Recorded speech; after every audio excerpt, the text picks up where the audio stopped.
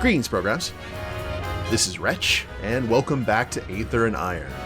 And in the last episode, guys, Gia welcomed a new party member finally with Sophie. And Sophie is one of the does here in Dreamland, and she kind of took us on a tour of areas of the island to kind of give us an idea as to how it actually works. And it's been very interesting. Now, Sophie is actually our contact for this big heist we're going to do. And very interesting, I have to say. Now, to let you all know, off camera, I actually went ahead and loaded up a previous save file. I was wanting to play around with some stuff with the cars, and I think we've got a good combo of speed and power to go along with battles. I just didn't want to do that on stream because I thought that may have been a little too boring. So I went ahead and did it off camera, and I think it's going to pay dividends. So we'll head back here to the exchange. And we need to go talk to Apollo and Sam.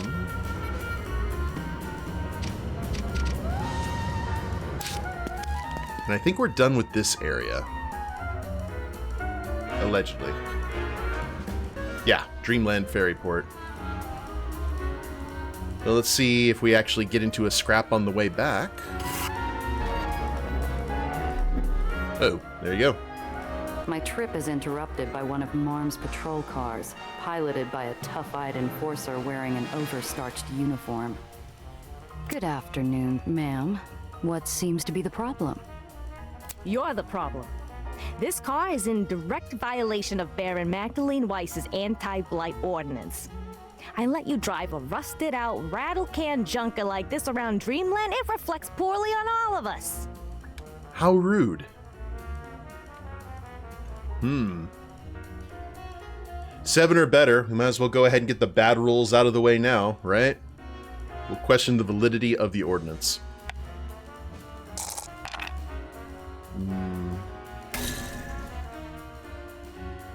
Anti-blight ordinance? Cute. Do you make up an official-sounding name for every con you run on unsuspecting motorists? Or do you have a list? Oh, you're clever, aren't ya? Oh, you're clever, are ya? Got everything all figured out. Shame you're not in charge. I am. And if I say your car's a clanking clunk of rust that needs to clear the road, that's what you'll do. Beg your pardon, ma'am, but what specifically is the problem? The enforcer rocks back on their heels, giving my car the side-eye as they pace slowly around the vehicle. With a flash of his truncheon, he cracks open the driver's side tail light. You mean her? See that? That's a safety violation. And it's exactly the kind of broke, low-brow claptrap we don't tolerate here in Dreamland. There's gonna be a fine. And we have to roll boxcars for that. Well, fine. We only have $84 to our name after upgrading everything, so... This mouse is more trouble than he's worth. Might as well pay up and avoid any more complications. A fine. Yes, of course. Here you go. We appreciate your cooperation. You're free to go. Be sure to get that fixed. Absolutely, Harley Quinn. Ow! Okay, that took like 5 health out of my new car. I am not happy with that.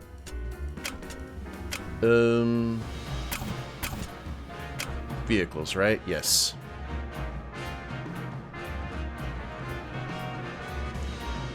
Oh, there we go. I got a basic repair kit.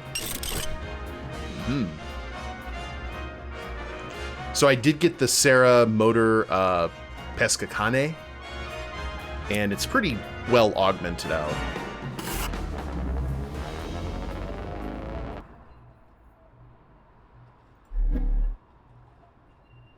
Back to the hole.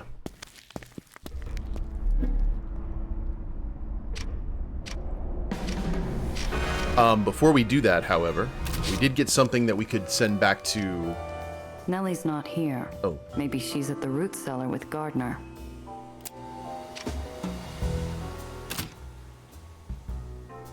Nitro repulsors. Did I put that in here?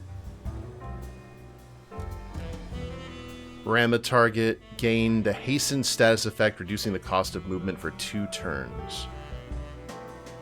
Ooh. Alright. I will take that. Thank you, Nelly. Can we steal some candy? The kid keeps a glass jar close at hand, half full of sweets. I'm sure she won't mind if I sneak one. I actually just realized that Nelly's got a kitty cat laying on the stairs.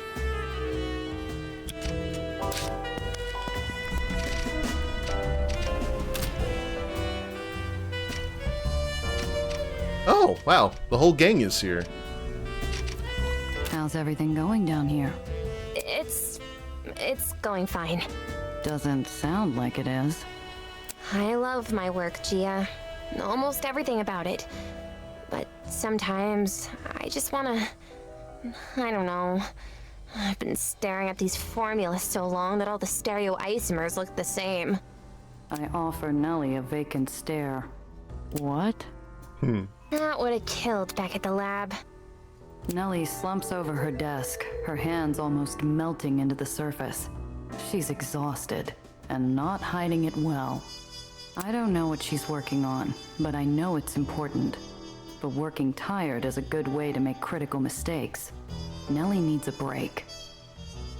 Are we gonna take Nelly on shore leave? Hey, kid. Get rid of the frown and come on. You ever been to the circus? The circus? We're going?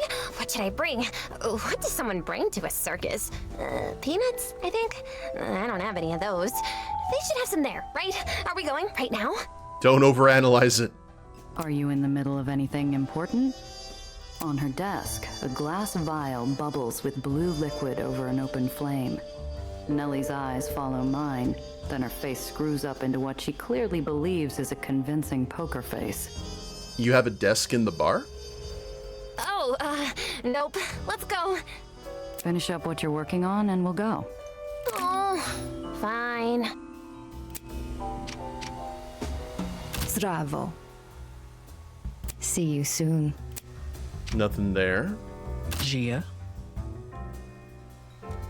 Look, Cress, about what happened at Pandemonium. If you're about to apologize, save it. I don't want to hear from you.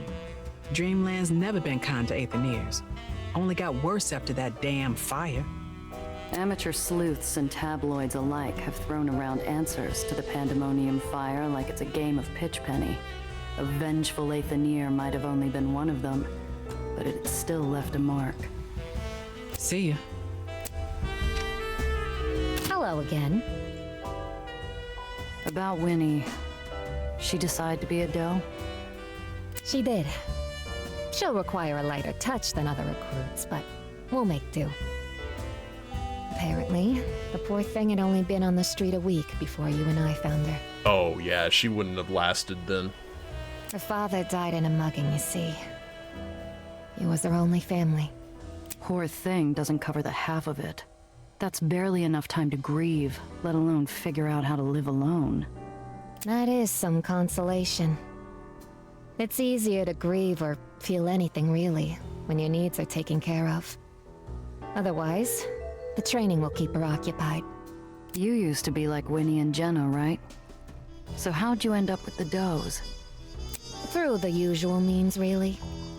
Abandon a child, leave her to fend for herself, and if she's very clever, very tough, or very anything, she might get an invitation to one of Marm's schools. Somehow, I doubt that's all there was. You weren't just interested in those two because you liked them. They had something special. She slowly smiles, as pleased as a magician pulling back their curtain on some years-old trick. There are a lot of young couriers in the city. If you wear the right outfit and say the right things, anyone could be persuaded to give you what you ask for. Knowing you, that must have worked out pretty nicely. Beautifully. I got a new coat, a bolt of silk, and a doe's button before they tracked me down. Fortunately, the doe was in need of a recruit, and I was in need of new opportunities. A prodigy. Until next time. Bye now. Hello. Okay. Goodbye for now. So we eventually do have to take Nelly to the circus. I guess we could go ahead and go now.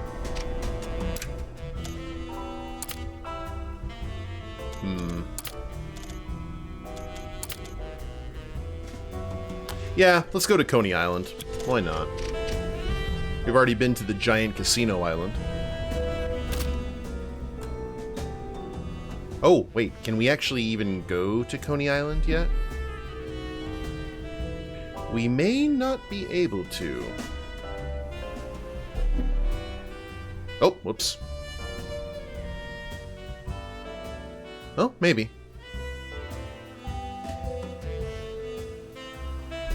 Is there still a Ferris wheel? Oh, there's Coney Island.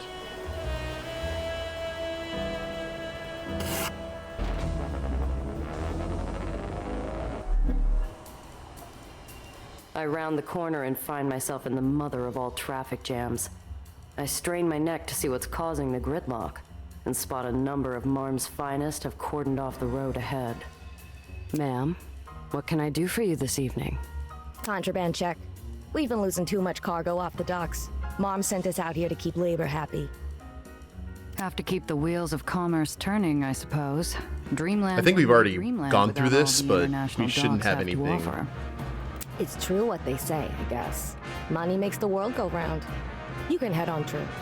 There's only so many hours in the day, and I haven't got time or patience to search everybody.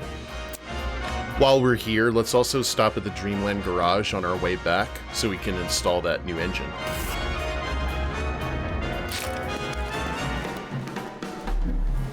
Ooh. Okay. Coney Island doesn't look too bad. Looks like a good time.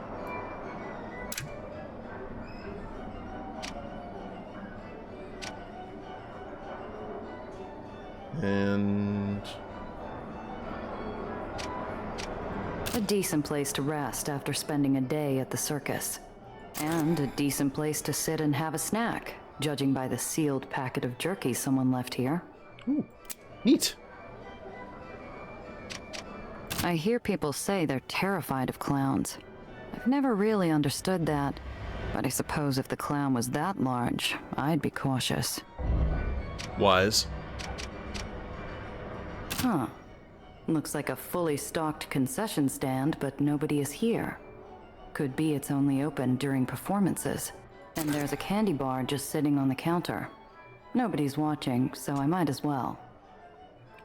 Gia's got those sticky fingers today.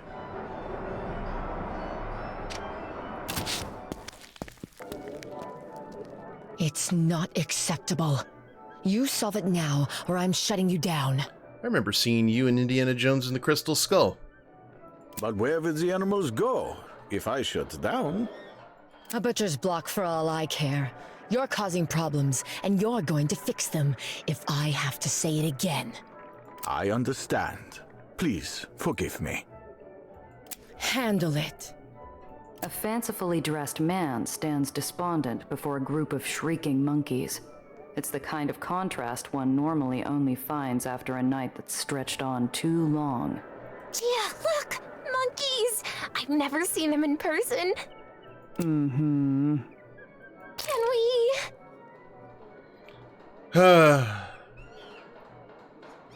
All right, but be careful. Those monkeys don't seem friendly. What am I? Oh, hello. Are you here to see Jaeger's beguiling beasts? Yeah. Ooh. I take it you're Jaeger? My friend here wanted to see your monkeys. Ah, but it isn't showtime yet. Of course. I don't know if the show will go on. Hey, Painting. He slumps a little. So, are you a performer? I am many things, madame. Performer, explorer, caretaker. Nellie squeals in joy. One of the monkeys has grabbed the edge of her dress and seems to be trying to pull it off her to little effect. Tamer and, trainer. That's a lot of responsibility for one man. Oh, but I am no normal man. I have been to the jungles of the Amazon to see the verdant tree frogs. And I have captured a Siberian tiger with only a butterfly net. I am the great Jaeger. The monkey clutching Nellie's dress shrieks angrily, clearly upset that she hasn't surrendered it. Nellie's smile falters, and Jaeger deflates. Animal tamer. That woman you were talking to, Pearl, what did she want with you? Ah, yes. Mistress Pearl is responsible for this part of town and all the businesses here. It seems there might have been a minor noise complaint.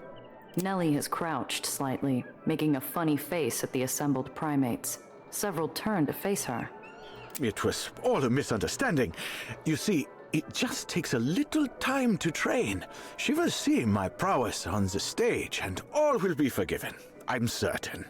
Certainly. What was the noise complaint about? The monkeys scream in rage at Nellie. She stands up quickly and almost falls backward, clearly unaware that monkeys could scream in rage. So was I, for that matter. These capuchins are just being a little difficult, is all. My animals came from a distant zoo, you see, and they are not all cooperative. But they will learn.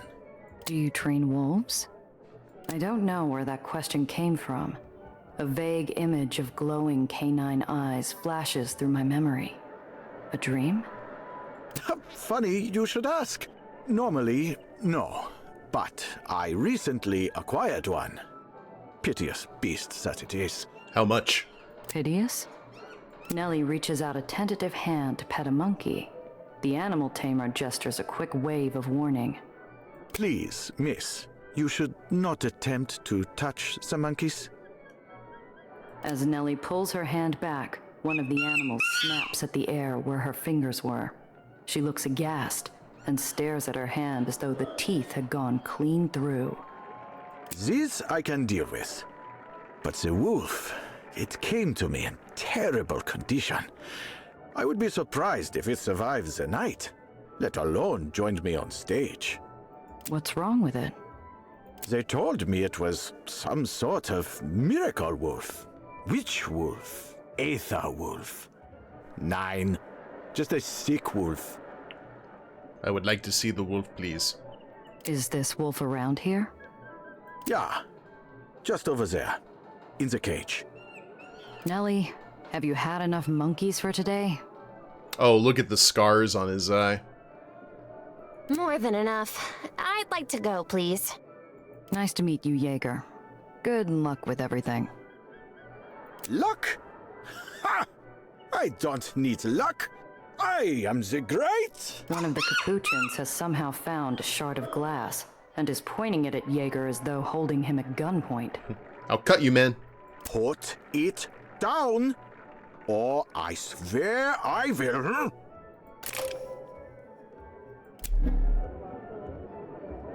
Ooh.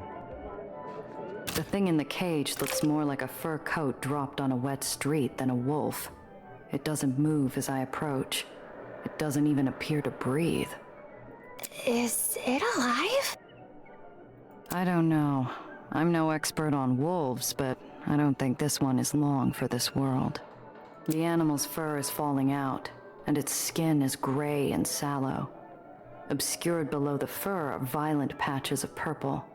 Someone has lashed the beast, and it clearly wasn't interested in taking orders. Oh, poor thing. Well, looks like our money, instead of going to cars, is going into doggy care. Whether by some uncontrollable pity or some other innate urge, I reach out and try to comfort the poor creature. My hand nearly reaches the cage, and Nellie raises her eyebrows.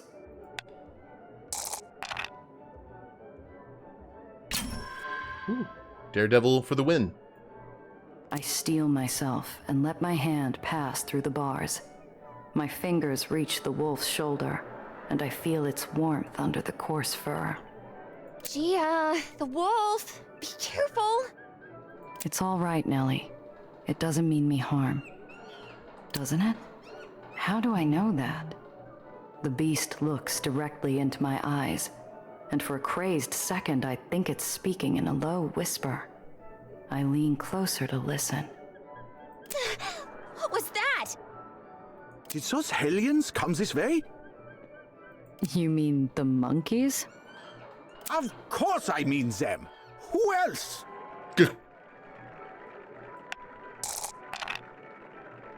Duh, wasting my good rolls.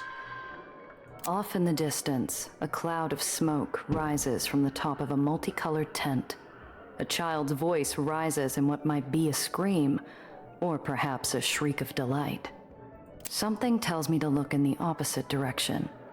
Down an alley, a painted wooden ball rolls by at high speed, knocking over several wooden crates and spilling their contents. Tiny blurs of brown follow. I think I might have seen something in that direction. Violent dunk. I should say, where's the beast? I glance back. It's gone. The cage is closed but empty, as though the wolf was never there. Ooh. But it was just here. She's right. It was here moments ago. In the distance, another noise erupts. Then, the sound of a woman's voice, like a klaxon. Jaeger! Damn you! Of course she's back. Look, it goes without saying, but we can't have a wolf running around free. Can you look for it? Absolutely. Okay, I'll see what I can find. Thank you. I'll be Jaeger! Buck. hiding. I'll be hiding. Jaeger jogs off in a different direction than he came.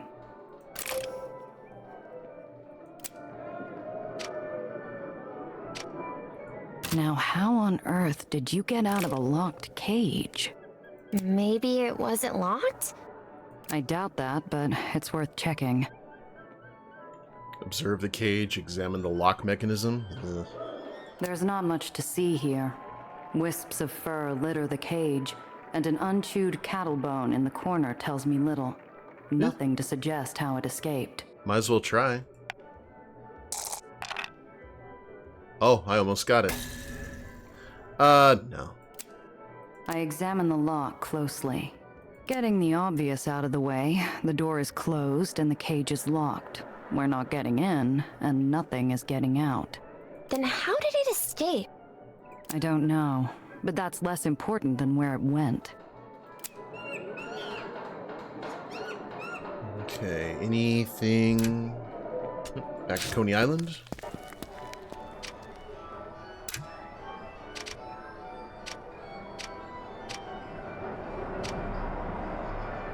A trash can toppled on the ground.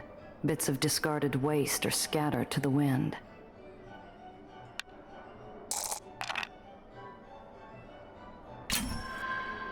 I look closer at the strewn garbage. A hot dog wrapper, a torn purse strap. But there, by the edge of Hell's Gate, a piece of gum, flattened against the pavement. A wisp of hair pressed into it. Wolf hair. The wolf did this as it passed by. But where did it go? To a less trained eye, this would look like randomly discarded trash, but I can see the pattern. The gum has a partial track, suggesting a direction. There, a banana peel kicked and rotated, leaving a trail of slime as it skidded in the same direction the print was headed. Man, Gia's a tracker. It passed through this way, but we need to be sure. Here are the crates the monkeys knocked over. A cracked lid on one tells me it's full of booze, and the owner nowhere to be seen. Oh.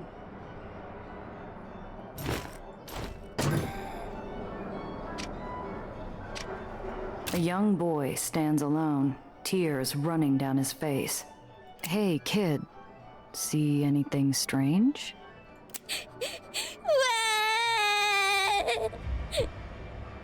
Stop whining. Oh, I hate seeing children cry. Same. He's hyperventilating. I'm not going to be able to talk to him like this if I want to ask him questions. Oh.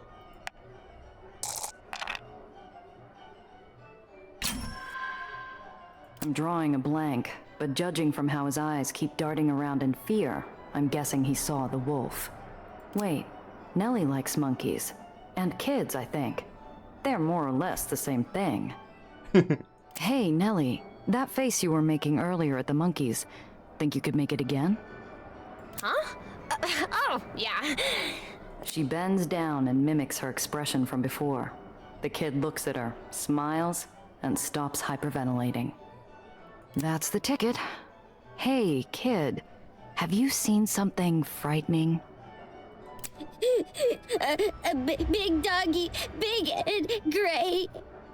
Uh-huh, just a doggy. Which way did it go? George. That way. He points down an alley behind Hell's Gate. That's everything. The wolf got out of the cage, ducked down the alley next to Hell's Gate, knocked over a trash can, and scared a kid.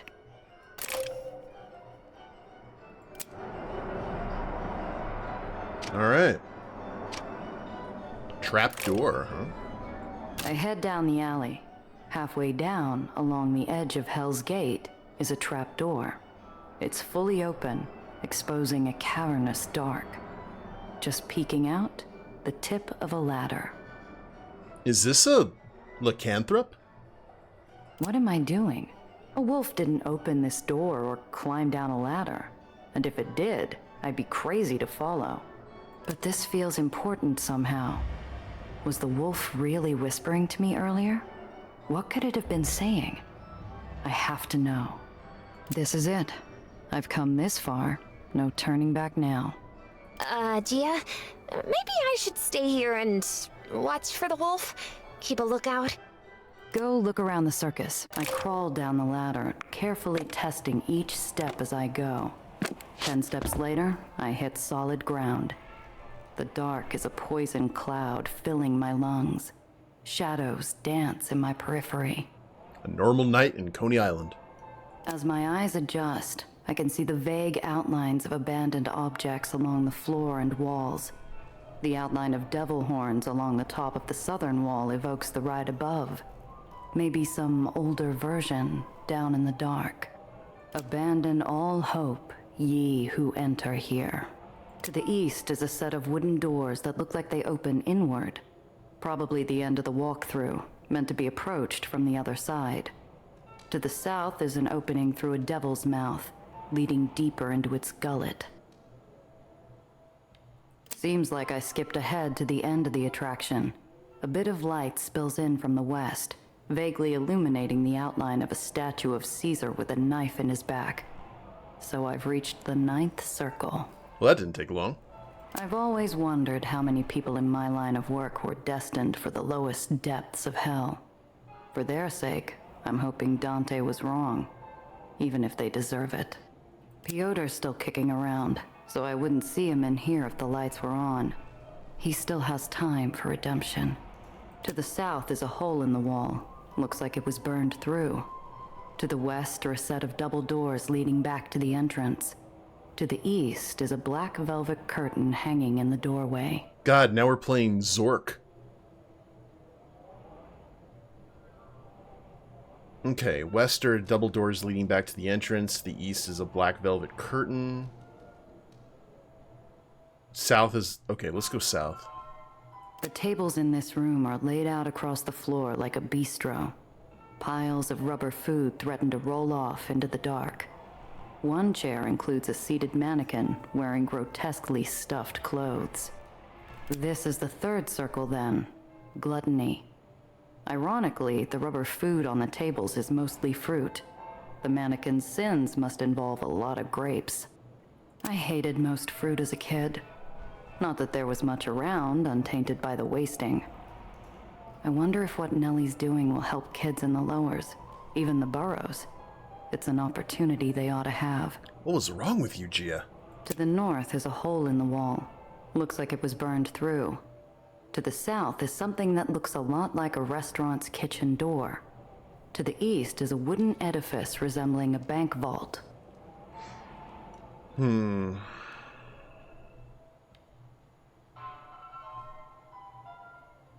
9th circle. I think I'm feeling chilly. To the south is a hole in the wall. Oh, okay. Looks like it was burned through. To the west are a set of double doors leading back to the entrance. To the east is a black velvet curtain hanging in the doorway. It's pitch black in here. I feel my way along the wall to get my bearings. My right hand slides over a face? A mask. Rictus grin reaching almost to the top. Similar masks line the walls, clicking softly as I brush by. I can only imagine that whoever designed Hell's Gate had trouble with depictions of fraud. As I make a circuit of the room, I realize that I'm drawing a blank as well. Maybe a nice fresco of Marm, or any of the other deceitful, blood-sucking barons. It's always been amazing to me that any of them managed to swindle their way into power. To the west is a black velvet curtain. To the south is a barely passable hole in the wall that looks like it was caused by a collapse. To the east is a door painted to look like a devil, with a long gold tongue. I step through the wrecked wall into a pile of debris. It's hard to tell what this used to be from here. No sign of the wolf yet. Not that I can see much, but it left obvious signs on the way here. Why am I not finding any signs of passage? Not even a scent. And what happened here anyway? Most of this attraction seems whole. Did a sinkhole open and swallow it up? Was there a fire? Why did they leave so much down here in the dark? As I'm considering that question, I spot something laying in the rubble. Hey, Cress will be happy. Huh. Cress should like this. That's what I said. The ways west and east are blocked by debris. To the north is a barely passable hole in the wall that looks like it was caused by the darkness of the 8th circle.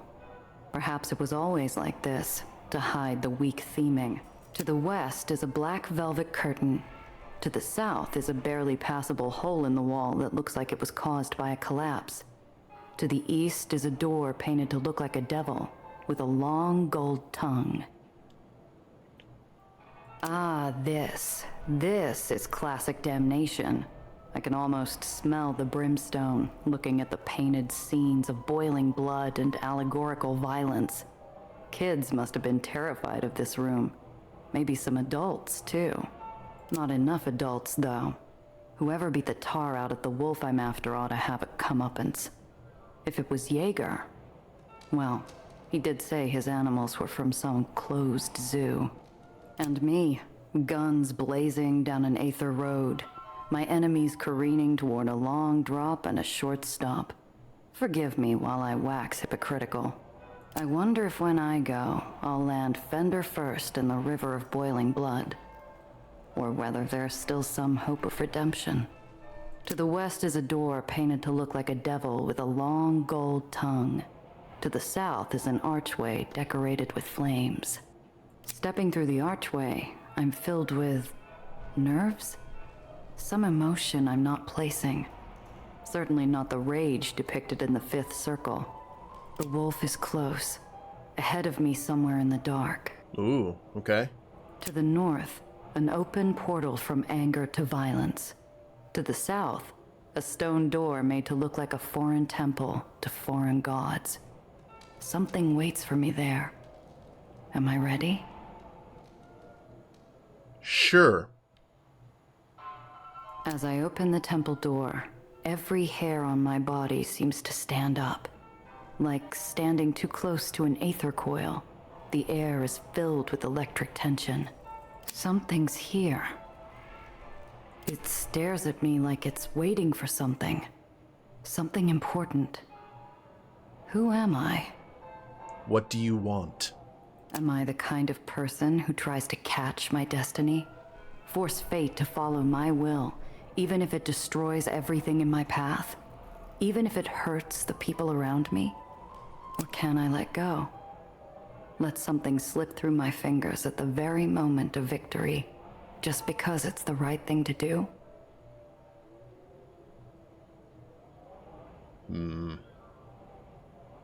We will let the wolf go. This beast has lived in the dark corners of the world for too long. I could reach out and grab it, bend it to my will. But there's always a point where the cost is too high. and I won't pay it in another creature's suffering. The beast watches me for a long moment, azure eyes unblinking in the gloom. Then I hear it whisper. 1 step, 2 steps closer. What it tells me, I have no heart to repeat. Not to anyone or anything. Never mumbled under my breath beneath the covers of a lonely night, waiting for the fever to break. What it tells me is something I'll take to my grave. And as the words trail off into the shadowy corners of a forgotten carnival attraction, the beast's eyes close. I look at the space where it was, but nothing remains. Not a wisp of hair, not a lingering breath. I found what I came here for. An answer to a question I didn't know I had. And now I know I can let go when I need to. Not failure. A decision made, and a new chance to be who I wish I could. Man, we went on a spirit quest with this, didn't we, guys? This will be the last time I pass through Hell's Gate, I think. I retrace my steps to the entrance of this ruined pit. I don't know how to feel about any of this. What did I just see? Was it real? Or was it only what I hoped to find? I crawl back up the ladder into the bright day. Nellie walks up, holding a balloon and looking at me expectantly. So, did you find it? Yeah, Where is it? gone. It doesn't look like it's going to be part of any show now or ever again.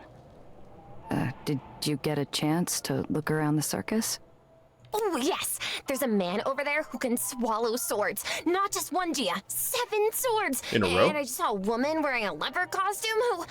As Nellie and I walk away from the trapdoor, I feel an odd sense of calm. Whatever just happened, it could have only gone the way that it did. For the first time in a while, I feel like nothing is watching me. That's a comforting feeling. It's one I think I can live with. Whew.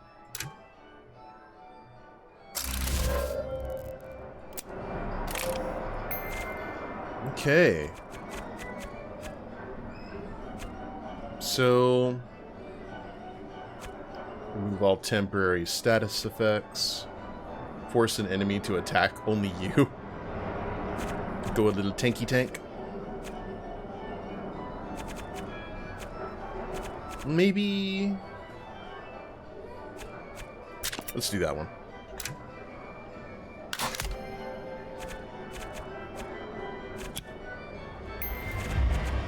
And...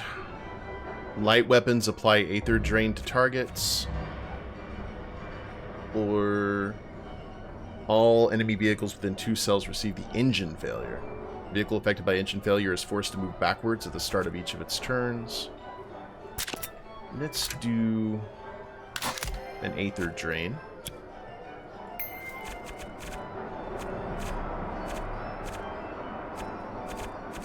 Wait. Oh, okay, I just had that. Gotcha. Gain... yeah, I like that. Gain 1 HP each round. Well, that was very bizarre. I'm sure we probably could have found more loot or more kind of interesting things had we kept going, but I didn't want to lose an opportunity to catch that wolf if we had checked out the rest of Dante's Inferno.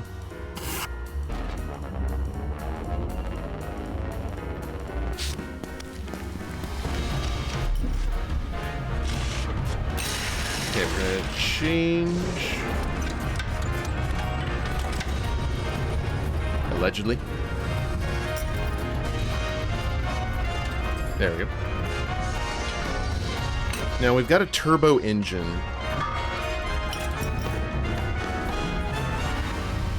And... okay, efficient repulsors. And then the nitro.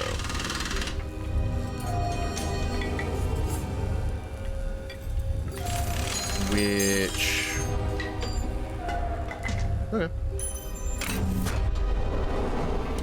Let's install that. That shouldn't be too big of a deal. Oh yeah, we also went ahead and gave an improved flamethrower. So Gia's pretty souped up, I would think and hope. Jumping repulsors is good.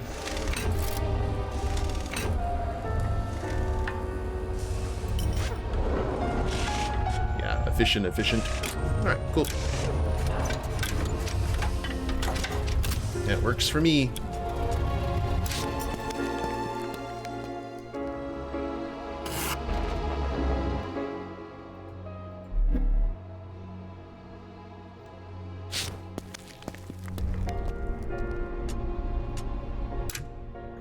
Now I think... let's go ahead and sell the stuff that we have in the car. A little bit of contraband there. Improved flamethrower. Repulsor Nova. Gravity Maul. Bunch of cool toys, man. I'm gonna buy another repair kit, though.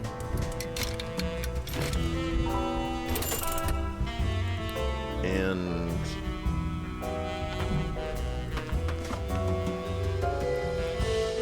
what else do we have?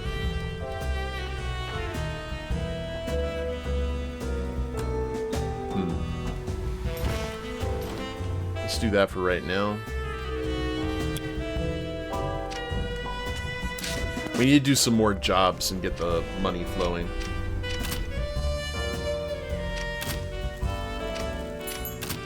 Into the stash.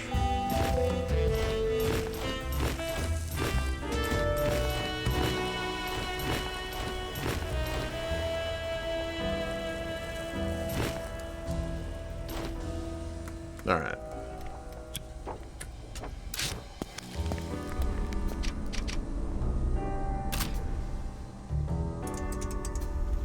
Ah, Gia. I see you brought a guest, though not one unwelcome. It's nice to see you outside of the negotiating table, Sophia. Sam, darling. Darling. You look well, though busy as always, I see. And hello, Apollo, dear. You look good. In a way that would be every publicist's nightmare if it ever landed on the front page. And who's going to be the one to take the snapshot, darling? You? Their smiles start as cool and polite as passing acquaintances, but they quickly crack into grins as they share a peal of laughter like age-old friends on a night out. Oh, glad to have you, Soph. Gia, how are we looking? Got a good look at the place. Security could give Fort Knox a run for its money. We're going to need everything planned to the minute. Oh, where'd that earlier confidence go, eh? This was your bright idea. Yeah, but it only works if we line up our shot. Ooh, Sophie's morale has increased. I'm going to go ahead and keep the record that we got until Cress's morale drops. Way I see it, we got 3 problems to solve. The crowds, the loot, and the getaway. Pandemonium's going to be packed. We're going to need everyone out of our way. Marm loves ending things with a bang. It's why Soap Jackson's closing the night with a fireworks show. If it were to happen sooner, everyone, including Marm, would be forced outside.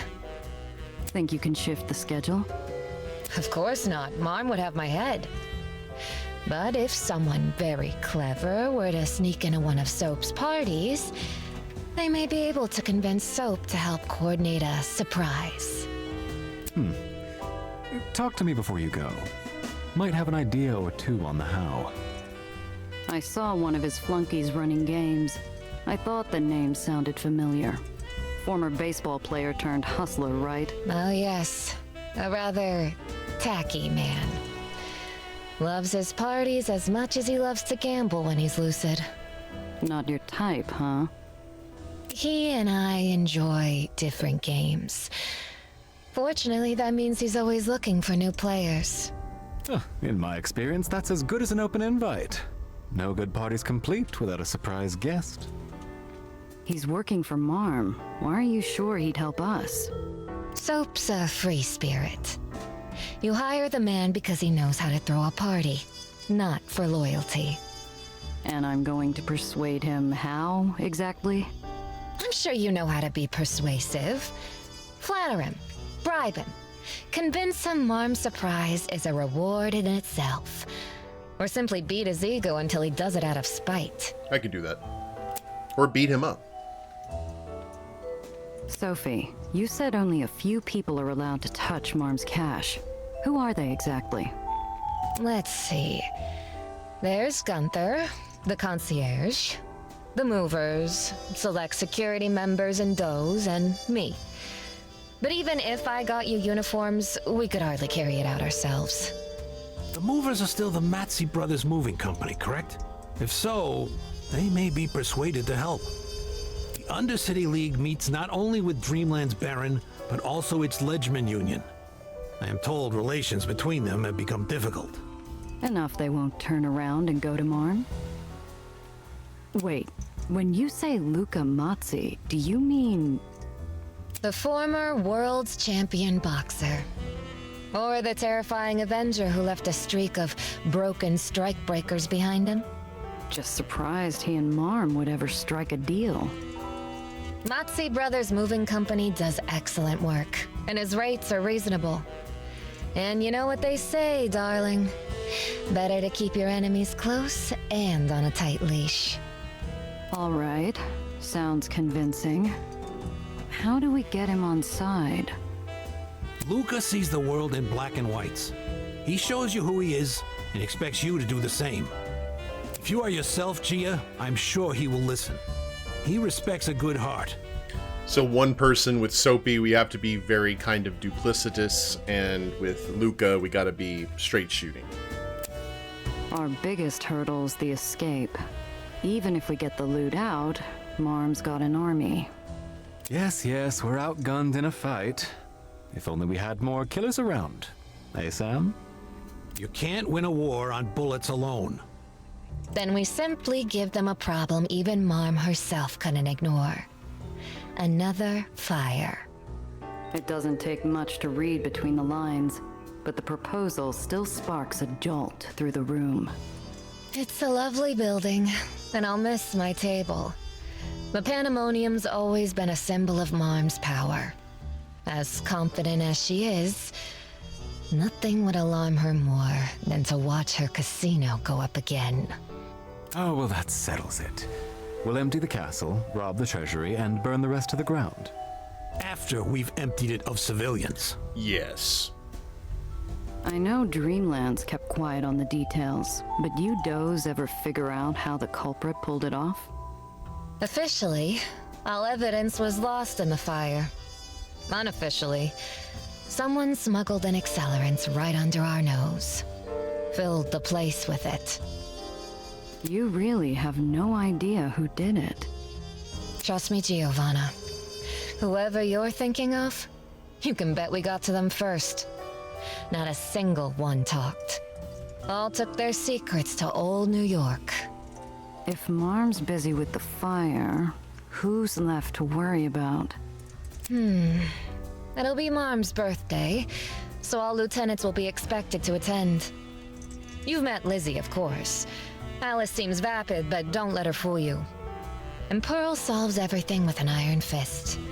I expect we'll have to deal with at least one of them. More if we're unlucky. Hopefully just one. Okay, but if Marm's that worried, I doubt she's made it easy to burn a second time. Oh, there's no doubt Marm's put safety measures even I have no idea of. Which is why we'll want to talk to her pet architect.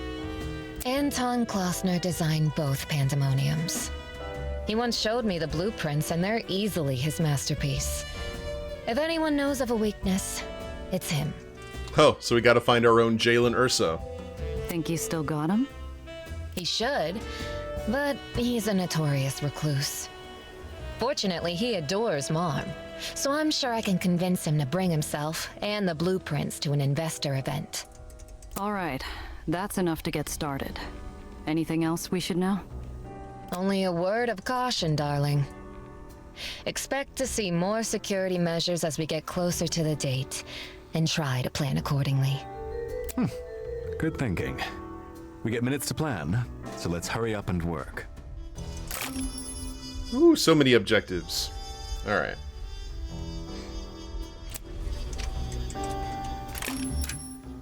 So, we got Luca. Attend Marm's investor party for Klossner the architect, and where the sun never rises, or we go speak with Apollo. I like this one better. We're just going to do them in order, like we were told. And I think that'll probably work out best. Hello again. Ah, Double check and see. Look what the cat dragged in. Alright. See you soon. Oh, hello.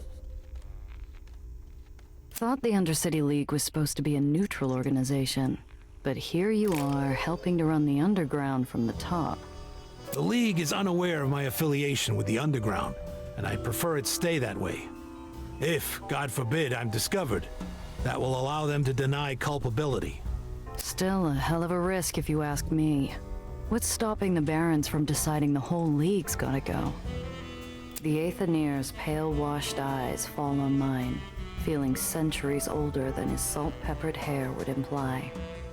I've dealt with Barons longer than the Underground. Though the Barons may call us rats, and though they may disparage our contributions, they need someone to keep the peace. Without us, they would be putting themselves at the mercy of hundreds of thousands of Aetherians.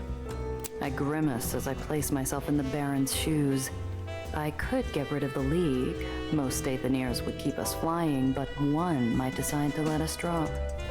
That's enough to make me flinch. It only takes one. I've read a little of the Undercity League in the papers. Your name usually comes up with it. It keeps us visible. Though the headlines are not always flattering, they remind the world that Aetherians exist. They force topsiders to see us as fellow humans, making it easier to get their cooperation. From what Cress said in White Street, it doesn't sound like every Baron agrees. Cressa often sees a glass half empty, for good reason. However, wars are not fought with only one weapon. Negotiation is a tool you use for prolonged conflict. And when negotiation fails, the League offers alternatives. Legal aid, financial support, and on the rare occasion, physical solutions. White Street's in civil war right now. How are the Aetherians holding up? The ones that are left. Better than others. Although Eli's forces are in conflict, most of the fighting remains topside. However, the lack of leadership makes negotiations precarious. Surprised there's anyone left to negotiate with. Figured Eli's people would be too busy fighting each other to obey the chain of command. Certain offices hold more protections than others, such as the scrapyard. It's currently controlled by Theodore Lutzko. It gives him authority over the supply lines. We've met. From what I heard, he's been less than reliable about sending supplies to Aetherians. It was better than the secret police, though, Gia. Lutzko is not a malicious man. He takes his duty seriously. However, when you consistently deprioritize your Aetherians, there are consequences. When things calm down, I hope to visit Arkstad again. There's a memorial plan for those lost in Eli's purge, including Alexander and Maria. I'd like to attend if possible. Because they were fellow Aetherians?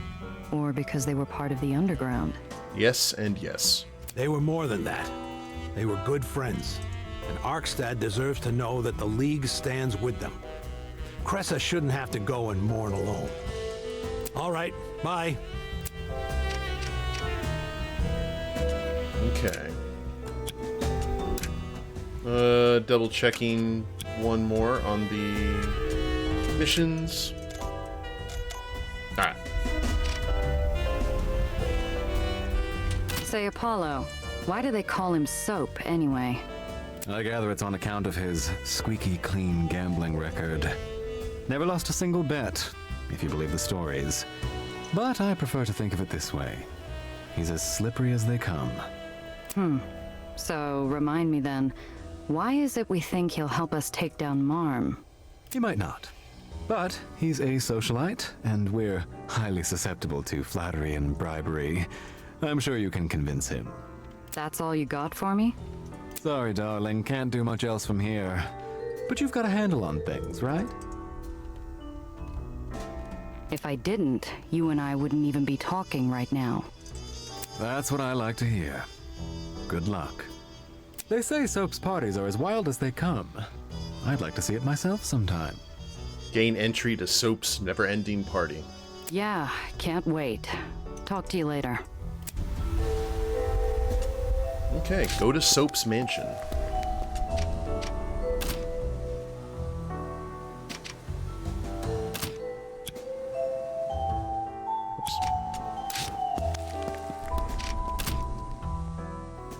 Every so often I want to check and see if anything has changed.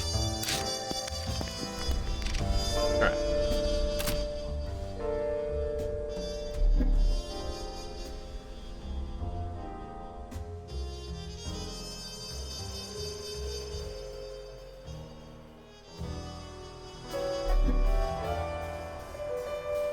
Ah, it's a party boat. Of course it is.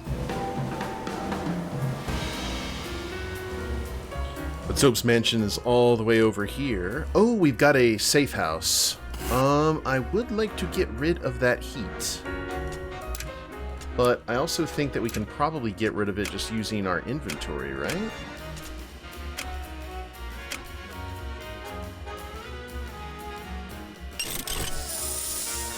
Yeah.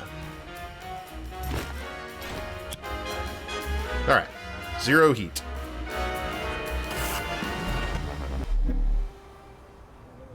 Traffic slows to a crawl. Up ahead, armed women in the snappy, pressed uniforms of Marm's enforcers stand between sawhorse barricades topped with spinning caution lights. By authority of Baron Magdalene Weiss, travelers on this thoroughfare are hereby assessed a temporary convenience fee. You again. She remains stone-faced through the entire monologue, like she practiced it dozens of times in a mirror to make sure it sounded sufficiently official. Oh, thank you, Smooth Talker. Oh, wow, that's with Sophie and Gia's Smooth Talker. That's sick. Oh. Whoa! Critical failure. Yes, please? Reroll? That was nuts. This is the first time we've ever rolled Snake Eyes, I think. You're barking up the wrong tree. I'm a courier for Herr Brandstetter in Klein Deutschland, and I've got a trunk full of uniforms for the birthday parade. I better get a move on before the dress rehearsal. You're here on business for Marm. Well, back to work then. She dramatically waves me past the barricades, and I shoot her a wink as I float by. Considering how much one of those matchbooks cost, it may have been better just to give the 20, but it's the principle of the matter.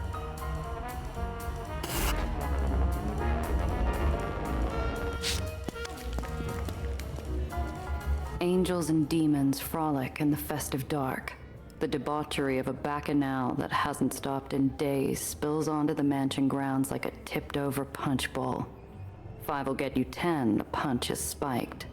Like a barbaric centerpiece topping off the Saturnalian soiree, Lizzie's roadster is parked at an off-kilter angle on the front steps. A fractured pillar stands testament to her reckless inebriation. Astride her souped-up ride, Lizzie is a paragon of belligerence, drunk as a lord, shouting and singing, and aggressively denying access to the main doors. Doubt she'll be up for a friendly chat in such a state. Doubt I'd want to be on the other end of it. Maybe I ought to socialize a bit first. Look at the golden calf here in the middle. What sort of Mithras nonsense is going on here? Okay, we've got hot coals. Lawn art. Some loon on the lawn has a heifer tied down and is splashing it with paint, apparently seeing it not as cattle but canvas for some bizarre spurt of artistic inspiration. The rancid stench of fecal matter and bestial musk floats over from a nightmarish menagerie, where partygoers in animal masks caper like children amidst a scattershot maze of caged exotic beasts. Of all the odd stuff I've seen, the grass-skirted inebriate guarding a bed of glowing hot coals that lead like a sizzling red carpet into the mansion's side entrance, well, that might just take the cake. Alright, let's talk to this bizarre partygoer first. We'll make the rounds. The artist flings her brush at the dejected-looking milk cow, twirling like a liquored-up lawn sprinkler. Her paint-spattered dress probably costs more than my car. Oh, finally, come here, quickly, it's done. At least, I think it's done. Is it done? What do you say? Is it finished? No. Lady, I wouldn't even know where to start. Nonsense. Everyone has art in their soul. Please tell me what you think. Please? What do you see? Her wild eyes are filled with beseeching and some unidentifiable inebriate buzz. She's nuts, but looking at her paints, I start to gin up some fun ideas about how I might get Lizzie's car out of the way.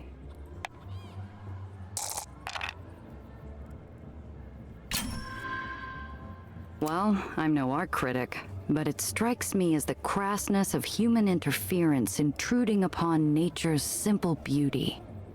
Yes, you're right. It's utterly puerile. Gauche, even. The symbolism is too obvious. It practically shouts at you. And the execution? Ugh, we shan't speak of it any longer. She offers me one of her paint cans, plopping a fresh brush into it like the world's ugliest cocktail umbrella. You're truly gifted. Here, follow that muse. Thank you, you beautiful, strange creature. Whoever you are, go now. Create. Thanks. She returns to her opus, and I glance over at the battle scars cut across Lizzie. I crouch low and sneak up beside Lizzie's car, keeping out of her roving eyeline while I empty the entire paint can over the trunk and fenders. My masterpiece finished, I back off to a safe distance. Soon enough, she spots my good work. I enjoy the pantomime show as she blows her stack and clambers into the driver's seat to lurch off somewhere and erase my art. I'm actually not skipping the dialogue, it's just doing that automatically when we, like, go to a new scene. Okay, cool. But I still want to talk to everyone else. Like a chieftain eager for sacrifice at the volcano's edge, the mad Montezuma atop his makeshift throne sneers down at the throng, daring anyone brave enough to traverse his infernal path. Revenge!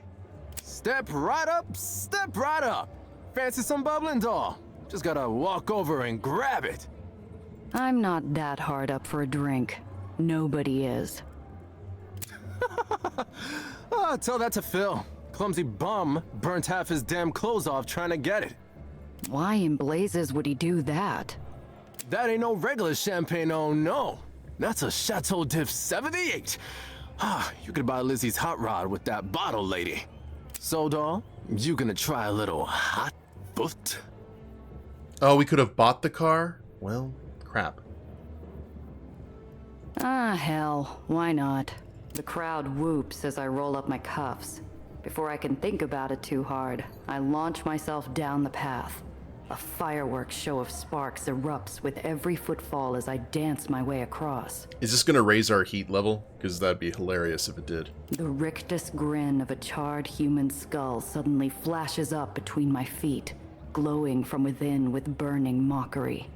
The yelp that escapes me instantly drowns in the crowd's hooting glee. Uh-oh. I don't mess with curses and I don't suffer hauntings. I'm not about to invite either one. I leap in a smoking arc and keep running, focusing on my footing and trying not to guess whose brain case I just dodged. I can't hold my footing on the burning rocks. My arms windmill crazily. The heat scorches my soles and I leap away empty-handed. The crowd makes no secret of their disdain. Yow! Too bad. No bubbly for you. Yeah, worth a shot.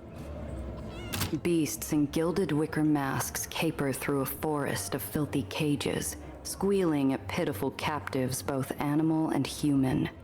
They gnash and bleat, splashed with effluence, surrender to their basest instinct. I'm a parrot. What kind of animal are you? I'm a person? People go in cages. Animals only in the menagerie. They gesture drunkenly to a selection of masquerade animal faces. I see the glint of steel behind one of their palms. Starting a fight wouldn't get me any closer to Soap, and I don't want to end up a literal jailbird. Better play along. So should we take the lion mask, the giraffe mask, the bear mask, or the dinosaur mask?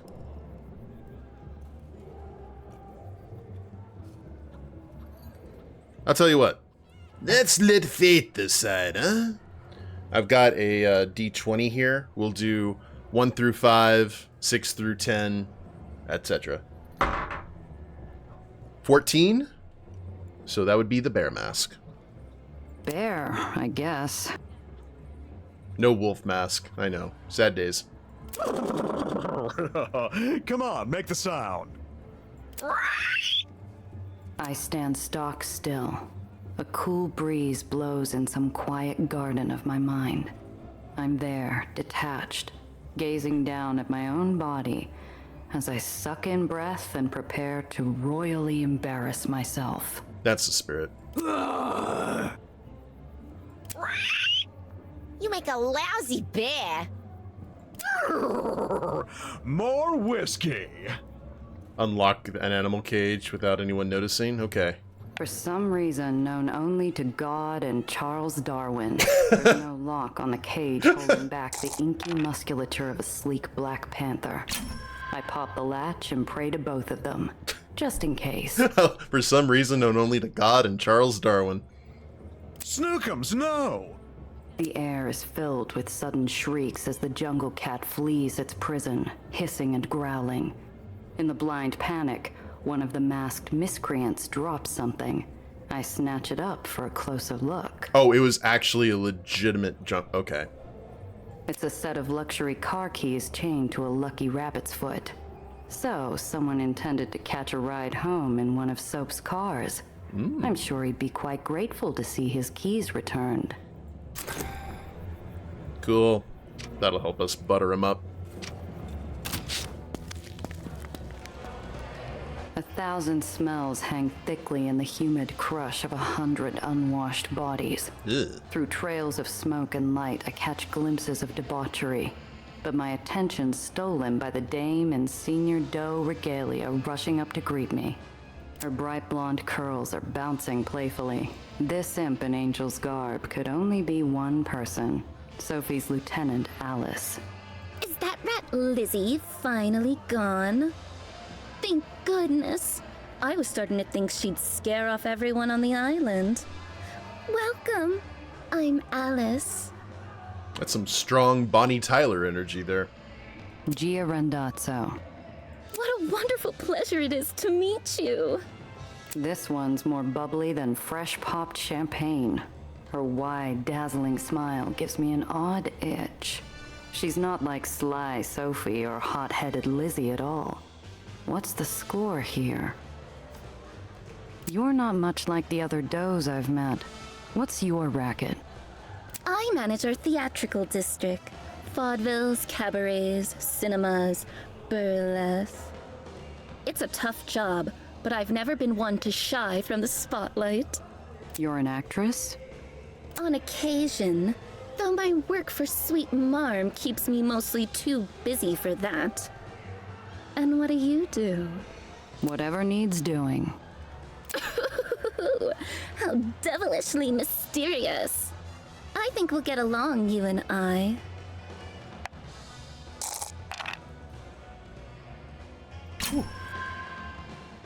A sinister animus glints behind Alice's cheerful exterior. I imagine the glare of the stage lights, hot and bright.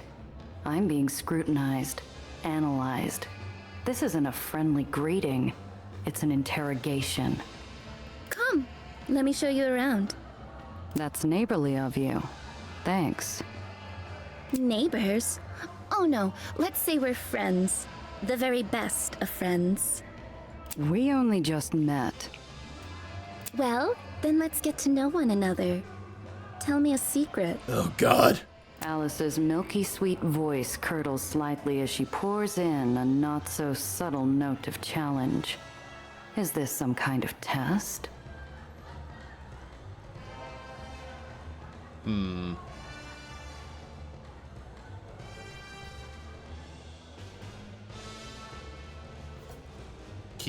Tell Alice a secret but demand one in return, or keep your secrets to yourself. I'm not sure how we would deal with this in terms of theater kid. Let's go ahead and go with the secret for a secret. Because we actually did play that game with Sophie, right? Secrets take two. I'll bite, but then you've got to give me one of yours. She claps her hands like an overjoyed schoolgirl, nodding her agreement and waiting anxiously. I feel like I'm dangling a stake over a tiger's pen. Right. I'm afraid of the rain, I suppose. What? How odd. Go on, explain. Not much to explain. Try growing up on ground level. Trash falls on your head more often than water down there. You learn to hate the sound of anything hitting your roof. Oh, how very fascinating. All right, now you. What's your secret? It is a fascinating secret, but not quite fascinating enough. No, I need something more. Look, it was nice meeting you and all, but I have an appointment with Soap Jackson. Is that so? How strange. I manage Soap's social calls. He only spends time with the most interesting girls, you see. And I don't remember seeing your name on the list. I can't even read that without thinking about Bugs Bunny's voice when he's doing the hairdresser or nail dresser thing to, I think his name was Glottis, the red monster. The most interesting people. Just let me upstairs, will you? A burned-out little bulb sparks to life, and a nasty idea flashes over her face. Tell you what, play a few of our games here, prove to me you're interesting, and maybe I'll agree to let you see Soap. It'll be terrific fun. I promise. Can you smell all the unwashed bodies here, ma'am? The last thing anyone has right now is soap. What's that going to prove? We'll just see. Gossamer. won't we? Either way, I'll definitely learn something interesting about Gia Rondazzo. Fine. I always forget his name. Glottis is from Grim Fandango. Okay, so Alice is over there. Pearl's all the way up there. We've got knife throwing. Oh god, there are people tied up down here.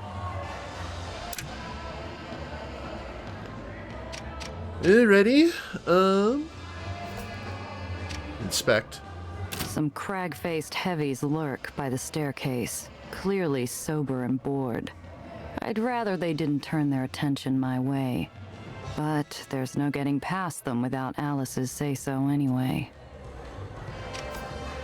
I mean, we've interacted with Pearl already, but... A raucous crowd against the far wall centers on a blindfolded figure haloed by knives, like some Sistine fresco of a circus freak. Alright, we'll interact with Pearl first. The doe stands ramrod straight, beautiful as an ice sculpture but rimmed with disdain. She presides over the scene like a grim judge, or maybe, if the bound men's faces are any sign, an executioner. Next to her, a hard-nosed child sulks with a browbeaten expression. With a painful jolt, I realize the child is Jenna, the girl I didn't pick at the exchange. Pearl must have snapped her up at some point. Oh, no. Are you paying attention? If you're going to be a doe, you'll have to make some hard choices. Yes, Miss Pearl. Oh, look what you did to her hair. As I eavesdrop on Pearl and her newfound protege, someone jostles me, and I'm shoved to the front of the onlooking audience. Watch it. A volunteer for the jury? Good.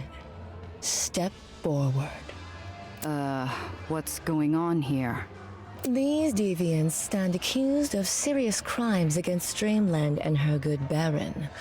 Crimes for which the punishment is death. The captive men wriggle in fright. Both are flanked by a doe lieutenant, gripping wine bottles in each hand like headsmen's axes. Thirsty or not, the accused look like they'll be quenched into an early grave if the verdict doesn't swing their way. As our newest aspirant, Jenna will hear their pleas and pass judgment. You, newcomer, will offer testimony as an impartial third party. All right. What is this? Some kind of sick game? No, I want nothing to do with this. Oh, we spoke up. Aspirant, do you agree to let her leave, or shall this woman stand testament? The recognition and pleading in Jenna's eyes would melt the white-hot heart of a forge.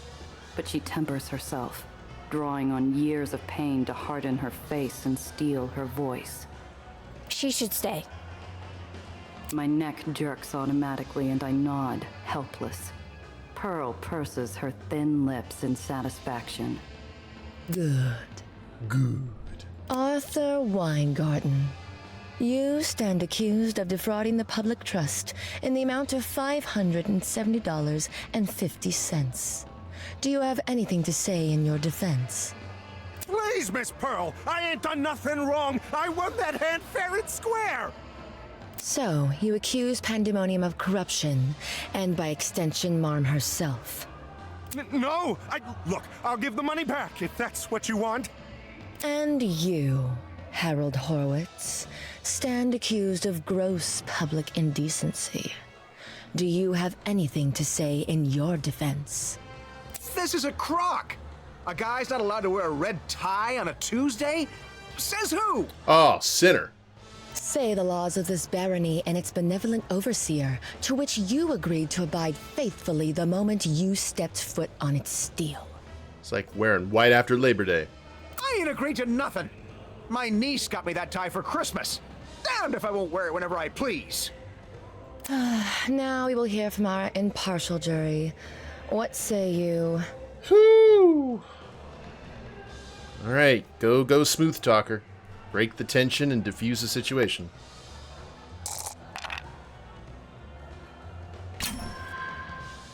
Listen, I know we all came here to have a drink or two, but this is nuts. The crowd around me murmurs assent. From below, Pearl looks like she belongs on Mount Rushmore. Haughty, pale, and hard as granite. How's about we let them go and get back to the party, huh? Aspirant, do you agree? Yes, Miss Pearl. By the grace of Frau Magdalene, Baron of Dreamland, you are free to go. The does cut the men free, but their relief is nothing compared to the kids, who beams a deeply grateful look down at me as Pearl turns her away.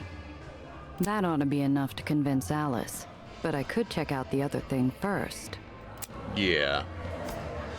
Okay, well, we saved 2 men's lives. At least that's good. The blindfolded volunteer seems delighted by the danger, ignoring the bright crimson lines torn through their clothes, goading the crowd. The onlookers bay in response, hungry for more. All right, we have another player. Step right up, little lady. Me? No way. Oh, don't be a spoil sport. Come on. Big bets, high stakes. You could walk away a winner tonight. He grabs my wrist and slaps a knife into my palm. I can't think straight through the din of the spectators, who begin a rhythmic chant urging me to throw. Oh my god. Place a bet of $40? Whew. Hold on. What do I have that I can reroll? Reroll a smooth talker. Reroll a failed enforcer check.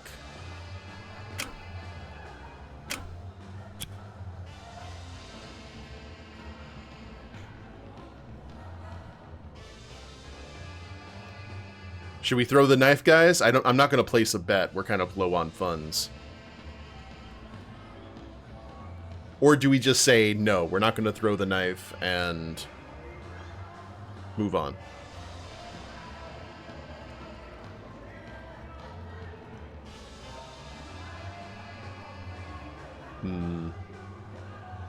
I'd have to roll a 7 or better. How about we don't play? I don't like those odds.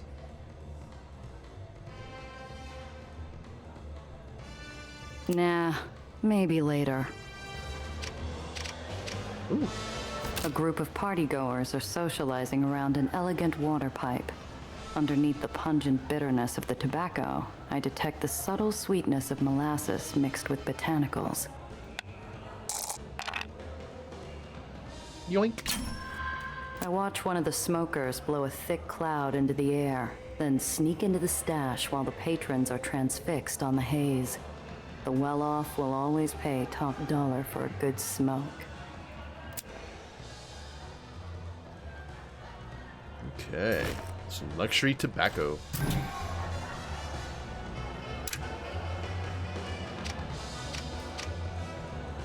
A raucous crowd against the... Yeah, okay. Yeah, no knife throwing for us.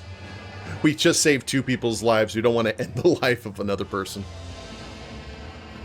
Well, you clearly don't suffer from stage fright. Yeah, I'm a regular vaudevillian. Now let me see Soap. What if I say no? I haven't forgotten. You owe me a secret. But you don't need to say a word. I already know your secret, Alice. Is that so? Yeah. You wear different costumes, you play different parts. But there's one role you just can't quite pull off, isn't there? Significance, relevance, importance. I'm really glad we're not confronting her like this at the top of the stairs so she could push us down. Soap doesn't care what you think. Nobody does. So let me pass, and we'll both forget we ever knew you. Her grease paint mask of cheerfulness melts. Hot, lethal jealousy boils to the surface from underneath. Let her through, boys. By the way, people who try and hustle me tend to regret it. I better not see you again. Oh, you will. I promise. Well, we angered one. One of the lieutenants. We'll probably have to encounter them later. Now let's meet the infamous Soap. Ooh. On my way to Soap's parlor, I cross paths with a gaggle of inebriates, wearing the sourpuss looks of the newly impoverished. Inside, the air is slow and close, like a field of wheat that's never known the wind.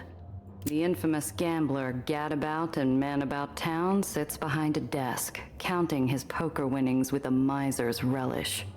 Nothing good grows in this sunless den, except his appetite and the numbers in his ledger.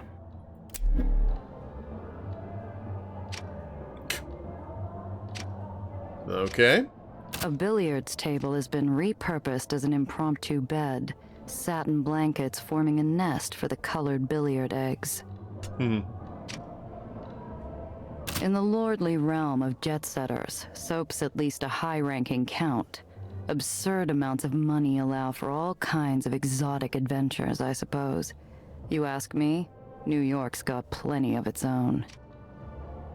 They say Soap willingly threw away an all-star baseball career to professionally peruse the pandemonium tables instead. I might have more respect for the guy if he still got his pants dirty on occasion. Looks to me like he's got his pants dirty recently. Can you capture an entire lifetime on ink and paper? What kind of an insane bureaucrat would even try? Alrighty. The sharp figure of Soap Jackson is recognizable to anyone who ever spared a passing glance at a tabloid.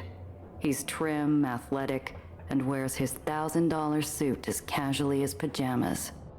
Well, let's see what my pretty little secretary sent up this time. What's your name, baby? Gia Randazzo. Nice party. Little strange for my taste. I cater to all tastes here. Surely I have something to suit your palate. Well, it isn't boring, I'll give you that. Let's keep it interesting then.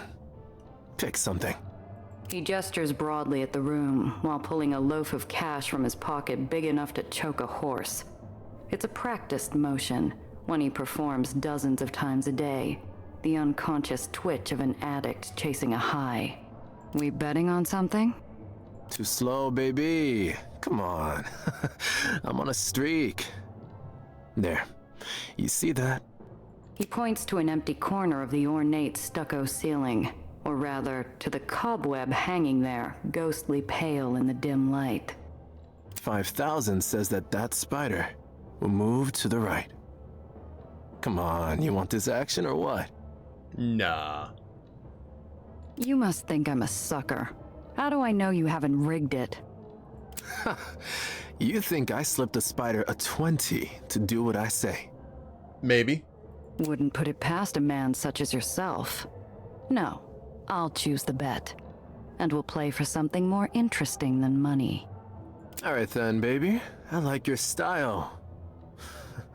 What'll it be? That dame over there. I bet she rolls onto her left side. If I win, you change the schedule for the fireworks show at Marm's birthday bash. If this request strikes him as strange, he doesn't show it. I imagine he's wagered other men's salaries on wilder things in the last hour alone. And if I win? Name your price. Ooh, never. Soap doesn't need a beastly mask to resemble a wolf, his eyes shining in the gloom with the thrill of the hunt. There's your wolf, Draith. Whether she's reacting to our voices, a cool draft, or an unspoken command from her duplicitous host, the sleepy dame rolls to her right, her contented smile mocking my displeasure. You rigged it. You must have. I never lose, baby. That's why I'm the best. Now, I believe you said I could name my price. Wait a minute. Let's talk about this. I know you'll change your mind. Now, why would I go and do a thing like that? The sound of a huge commotion, even by the standards of this crazy fiesta, floats up to us from downstairs. People are screaming, but my fight or flight doesn't seem bothered. What's going on down here? Flashbulbs illuminate a mad scramble where the crowd is crushed towards a central figure. Apollo Diamond, dressed to the nines. Fans mob for autographs, while Soap and I stare in equal disbelief. We got some assistance, or a hindrance. Apollo Diamond? Cocky jerk. Thought he was too straight-laced for my parties. What the hell is he doing here? Would you like to meet him, baby? I'm sure I can arrange an introduction. Apollo spots us and cuts through the horde in our direction. I catch Soap straightening his tie, but Apollo doesn't even notice him, swooping in and planting a gallant kiss on my cheek. Oh, Gia, darling. How wonderful. This drab little party just got interesting. Oh, that brooch looks like the one that Clara gave Doc in Back to the Future 3. I don't indulge many vices in this life, but I take a moment to truly savor the gobsmacked look on Soap's face. You know him? Apollo, this is Soap. We just met. Ah, hello, old sport. Nice little cottage you've got here. I've heard so much about your famous parties, I just had to see what all the fuss was about. Well, that's... I'm glad you, Apollo, don't ever take any action from this man. He'd rig it so the moon fell out of the sky if it would win him a bet. Oh, really? Come on. There's no glory in a sure thing, wouldn't you agree? Now hang on just a minute. Soap Jackson never fixed a bed in his life. Our host's indignation dissipates into the air like the feeble puff of swagger it is, as he spots a safe path out of this social thicket. But I'll be happy to fix that fireworks show for you if that's what you want. Nice. Then we're square. Apollo pulls me close to whisper in my ear, his spicy sweet cologne wafting across me. My skin involuntarily tingles. His voice is low and warm. Couldn't let you have all the fun by yourself, could I?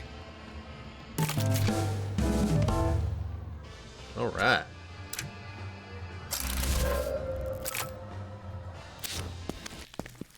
We still have the keys.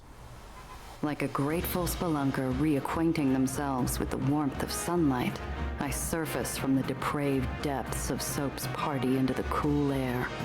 Think that'll do for social outings for a while. As I turn over the ignition, I spot a pair of wounded eyes behind glass. Alice, in her own right, mascara painted down her cheeks in spiteful rivulets. Hold up. Before we do anything else.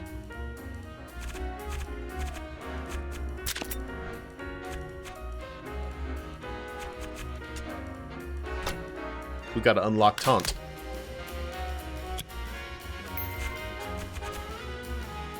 And Sophie.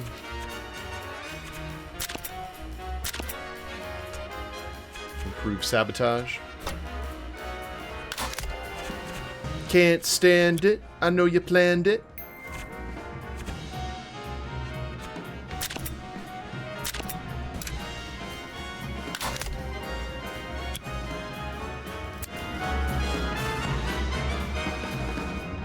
Oh. Okay, cool. I thought we were about to be attacked, like, savagely. We've got a question mark over here, though. I am curious.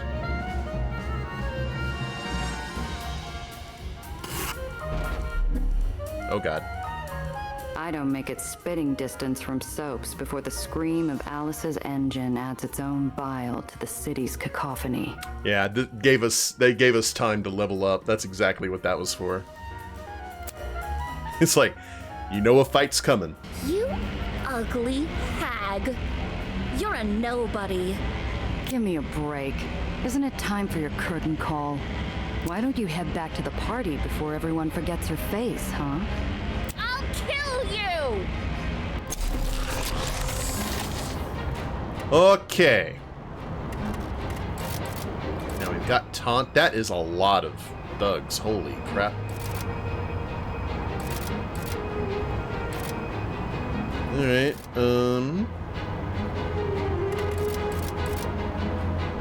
yeah, it's only right behind us.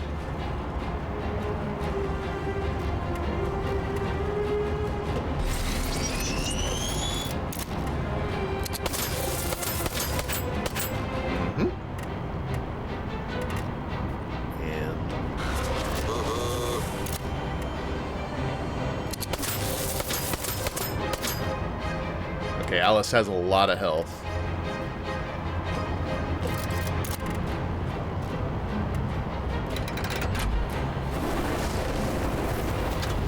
Go ahead and set her ablaze.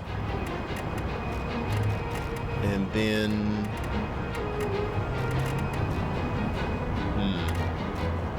how do we want to go about this?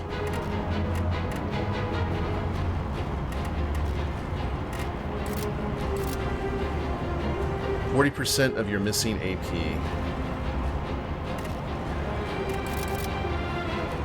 Omnidirectional. Yeah, might as well do as much damage as we can.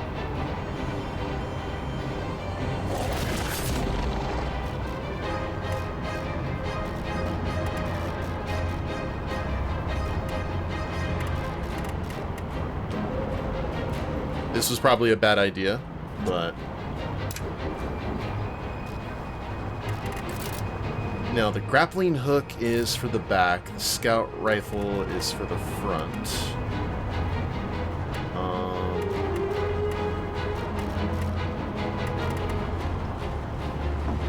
drop back here.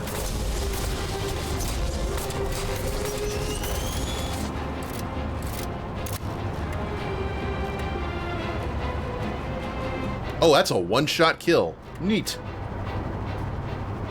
Oh, crap. I should have... That was really dumb of me. I just took some damage.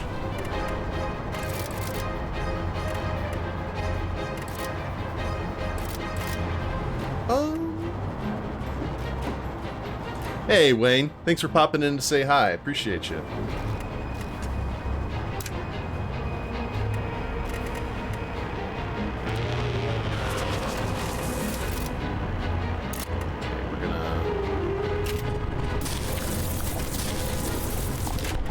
Drop that, and then we're gonna, I think, head back here, maybe.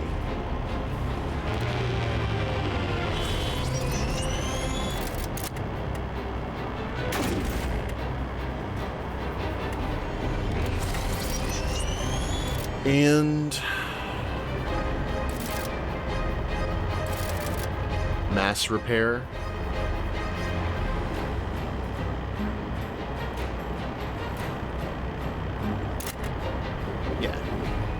Or, wait, is it all adjacent? Hold up, we need to see... Oh, heal all friendly adjacents, okay. Well, no, we actually just need to do a basic repair on Sophie. There you go.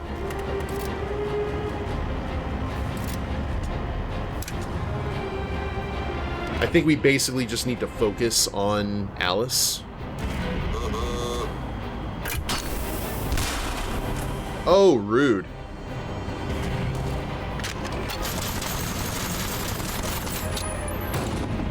That's very rude.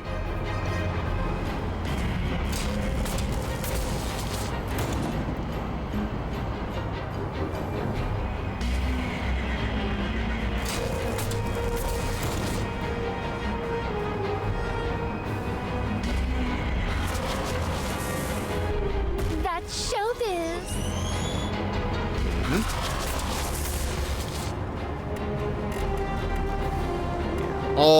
All the focus here. What do we have? Collision takes more collision damage.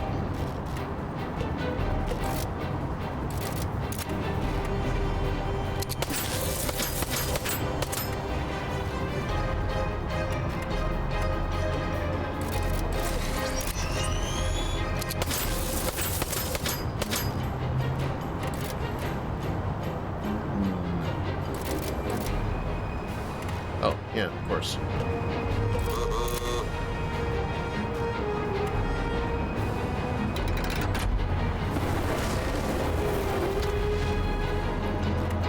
We say be gone.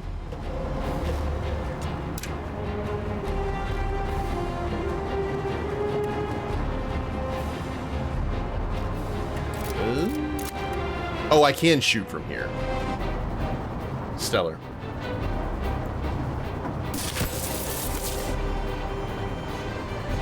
And then let's do...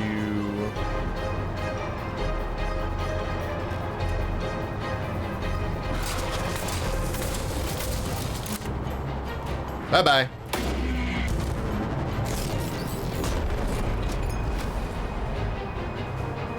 Not fair! You horrid little witch! Ah, Victoria! Scrap metal, a weapon tuner, improved repulsors, some gold-loaded dice, and a poker chip. That's some good loot. Go ahead and put that on Cresses. I think we already have one of those, though. Improved repulsors. Keep the golden dice there. And we can save that for a rainy day.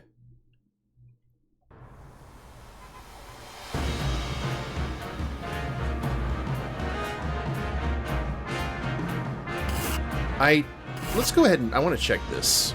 The safe house. Any remaining stock from the shoe shop was presumably carted out by the thugs who closed up the place. Aw. Pity. I was never much of a shoe collector, but the empty shelves in here are still depressing. I'll come back another time.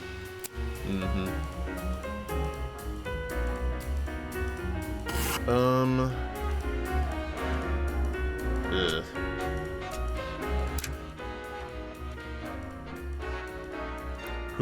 Who really needs a heal? Definitely Gina.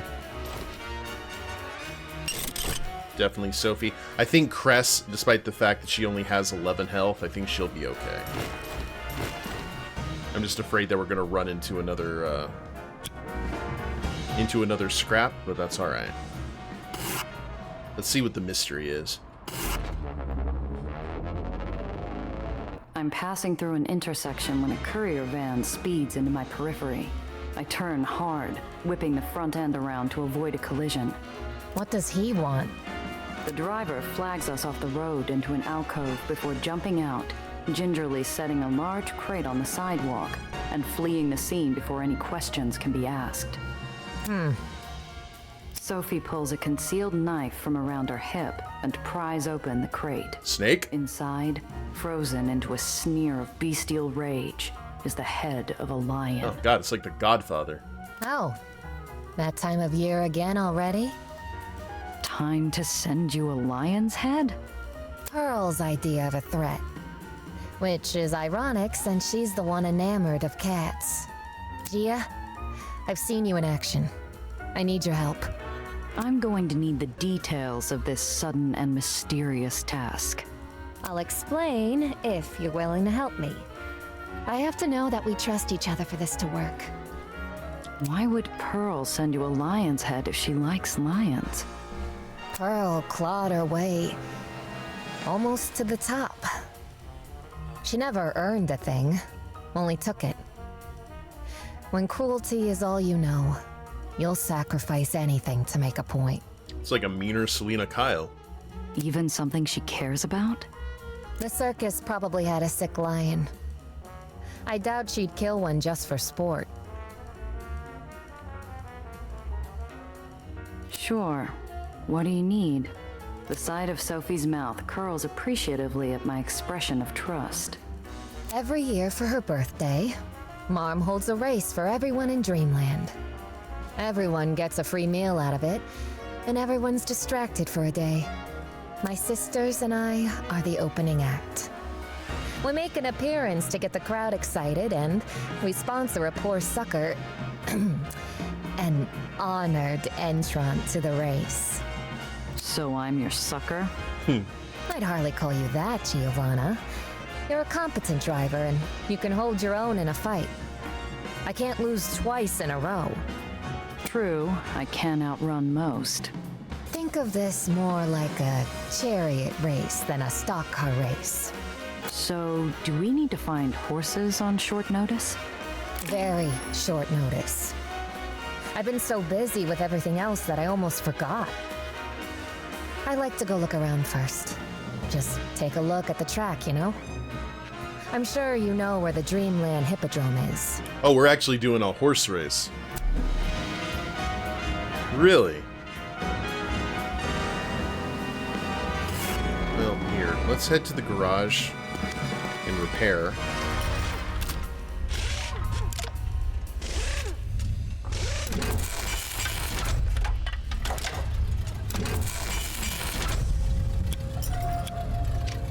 Excellent. Anything that we should probably grab? Actually, things that we need to sell.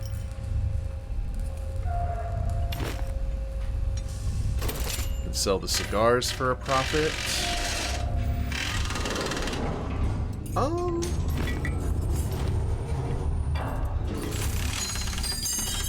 Okay, we've got cigars, foreign candy, and brass knuckles. I'm gonna go ahead and hand off the dice to Sophie. We can sell the poker chip. I'm not sure. Let me see if we need to.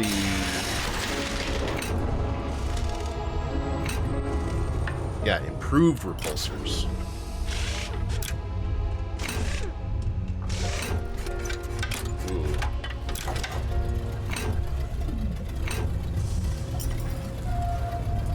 we won't have the nitro, reducing the cost of movement for 2 turns once per combat.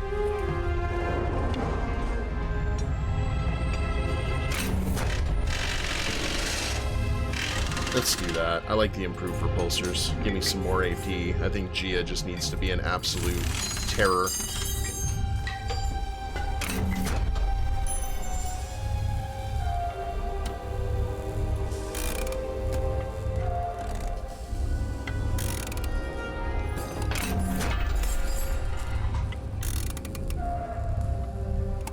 Well, actually,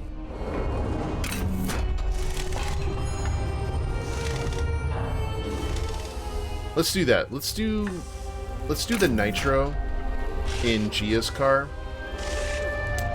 and we can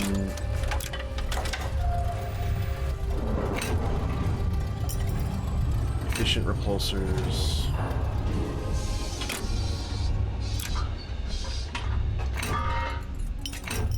The jumping repulsors are good too, but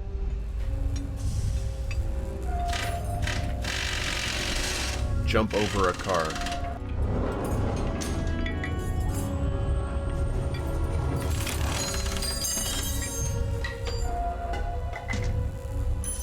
I don't know which one's best, to tell you the truth.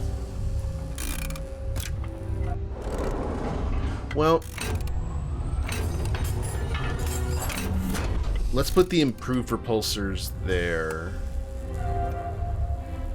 There. We'll do nitro repulsors in the truck. Libations for everybody! Wayne, thank you for that $30 extra life dono. Boss. That is greatly appreciated. Thank you so much. That goes to help out sick kids being treated at Medical Center Health Foundation, or Medical Center Health System Foundation in Odessa, Texas via the Extra Life charity. So thank you guys for all of your support to help out kids in need. That means a lot.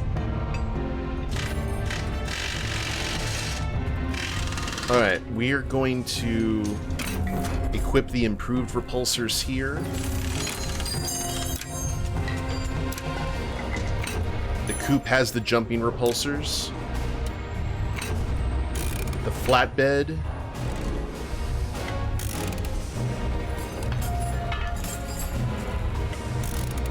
Improved or efficient? Okay, cool. I think we're good at that point. I do, however, want to go ahead and give some efficient repulsors into the honeybee. And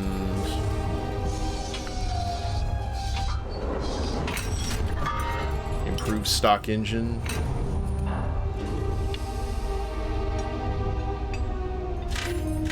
Yeah, you know,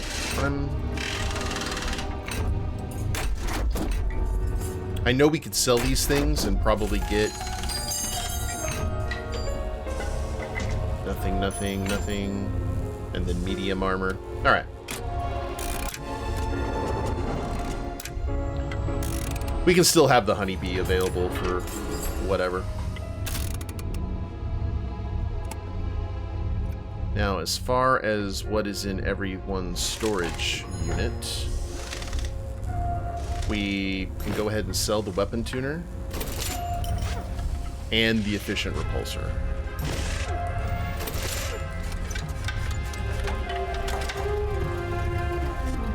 Alright, that puts us at $238, so that is not bad. We can start building up our capital again.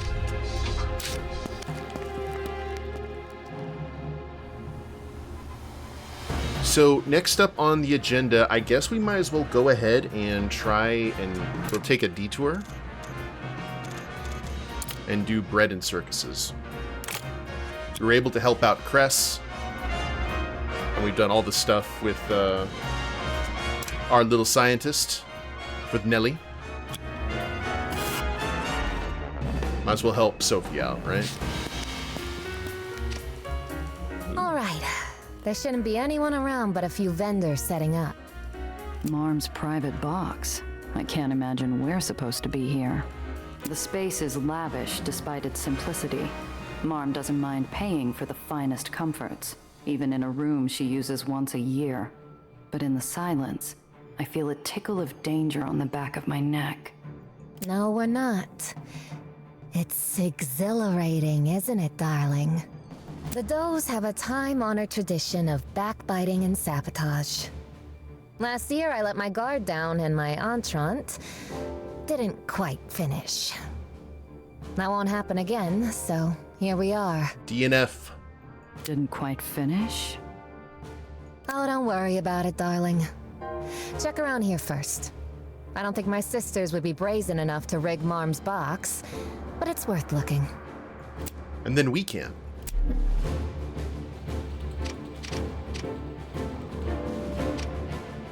A bottle of wine sits unopened on the table. Poisoned wine might be in fairy tales, but only because it's a timeless method of assassination.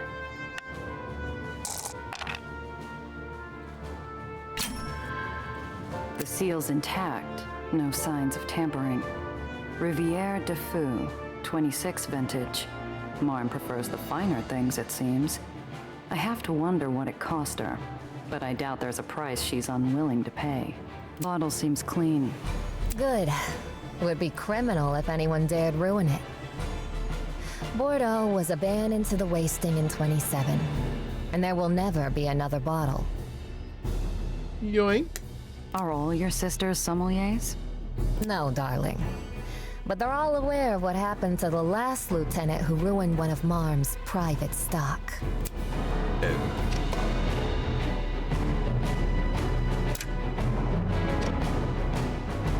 The Hippodrome can accommodate tens of thousands of people. Will there really be that many in attendance?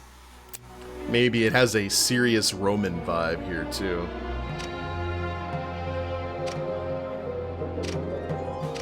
A beautiful, comfortable, upholstered chair. The kind of throne a modern queen might sit on. No explosives taped to the bottom, though. My eyes trace over ornate gilding, sliding along the path of woven silver to the mic's connection at the back of the receiver. At the insertion point are 4 screws, one missing a washer. Huh. Ooh, someone was sloppy. Sophie, look at this. Sophie gingerly pops open the back of the receiver. Inside are too many wires, needles pierced through an angry red cylinder.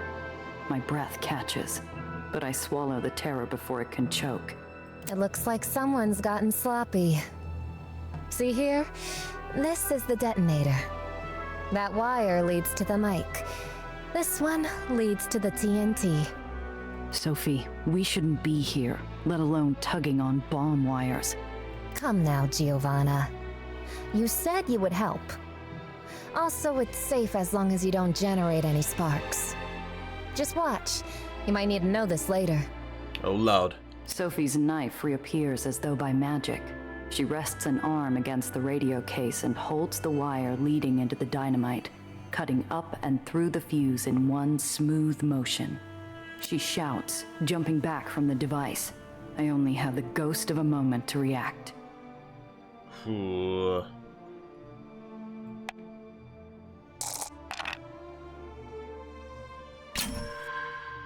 Quicksilver hits my veins, time freezing in the space between panic and action.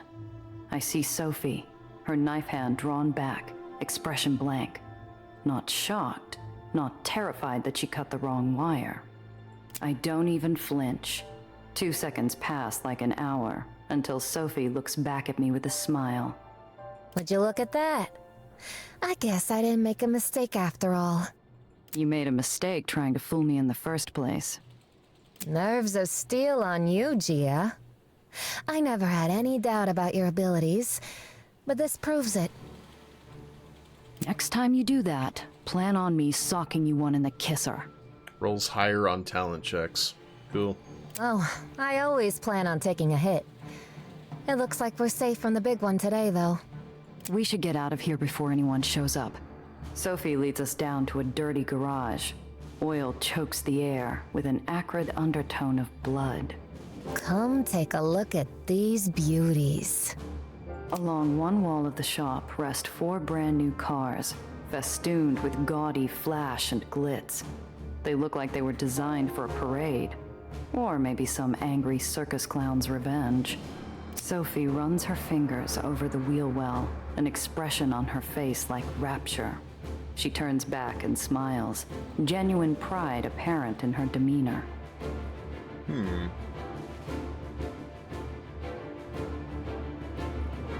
They really are beautiful. I can tell someone put their heart and soul into the design. Sophie is a beacon, joy and pride illuminating the space between us. I'm almost blinded by her light as she tosses me a set of keys. I'm glad you think so. This one's yours. If you survive the race, you keep it. Potential for a new car. Why not my own car? I probably make a better showing in something I already know. It helps keep things fair. Every contestant gets one. I don't like the way you just said fair. All's fair in love and death races. I can hear crowds filtering in. We should get ready. Oh, God. Before we go, I wanted to ask about the other does. The way you talk about Pearl, she seems like a real piece of work. That's one way to put it. Pearl views everything as a game of dominance. She covets my position as Marm's second-in-command, and believes she's stronger than me. Is she? Gia, darling. What a question. Pearl might beat me in a fistfight, but she lacks any subtlety. An effective leader commands respect through both fear and love. And Pearl commands only one of those. How about Alice? She hides behind her coy smiles and honeyed lies. And the moment she's discovered, she scurries away to hide. Yet she's one of your sisters. Alice is the only one of my sisters who has the social skills for leadership. Perhaps even more than me. But leading requires a backbone, which Alice does not, and will never have. Sophie's insults betray a respect for Alice, perhaps even fear. How about Lizzie? Oh, Lizzie. I sometimes wonder why she's in her position.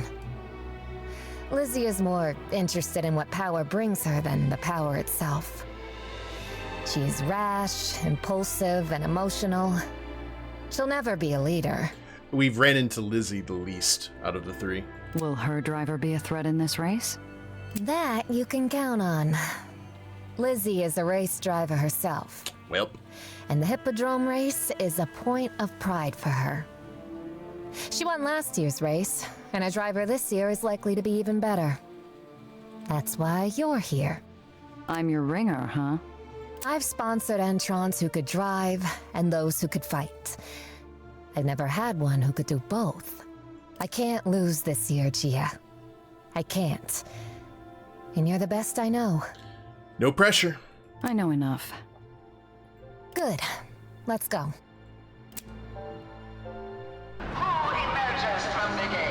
Oh, God. The race is on. The gate opens to a tumultuous roar. The car shivers with the buzz of 100,000 voices, all intent on what they've come to see.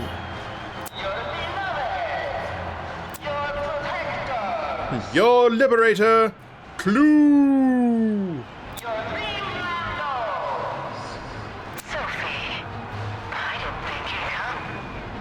After your lovely invitation? How could I miss it?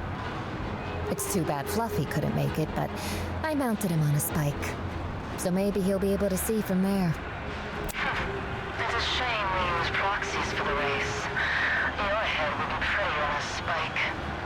So lovely that you're here, Sophie. It always puts Pearl in a better mood. I'd be happier if we didn't have to drive like snails. Come now, Lizzie. You can fulfill your death wish on your own time. Oh, God, guys. All right. You know what? I think this is a good place to go ahead and call it for right now. And when we get back, it's time for the major Hippodrome race. And hopefully we'll be able to do Sophie proud. But I hope y'all have enjoyed it. If you liked the episode, please leave a like down below. Subscribe to the channel, leave a comment. That'd be a big help. And we'll see you next time. There it is, everyone.